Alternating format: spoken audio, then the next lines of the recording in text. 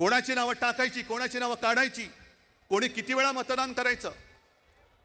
आमचं म्हणणं असं अजिबात नाही की आम्ही निवडणुका होऊच देणार नाही. आम्हाला निवडणुका पाहिजेत. आम्ही सुद्धा यांना एकदा लोकशाहीच्या मार्गाने ठोकायला आसुसलेले आहोतच.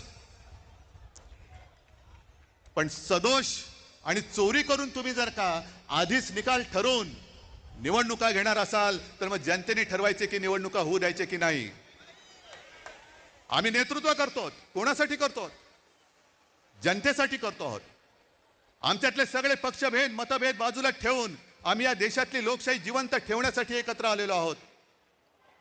हे केवळ मला काहीतरी व्हायचंय, यांना काहीतरी व्हायचंय एवढ्यासाठी नाही, तर या देशामध्ये आपल्या डोळ्यात देखत लोकशाहीचा खून होतो आहे आणि खून करणारे आपल्या समोर दिमाखात त्या खुर्चीवर बसलेत आणि त्यांच्या चरणी घालीन लोटांगण आम्हाला आमच्या आई वडिलांनी शिकवलेलं नाही. एवढी लाचारी करणारी अवलाद या महाराष्ट्राने कधी बघितलेलं नाहीये.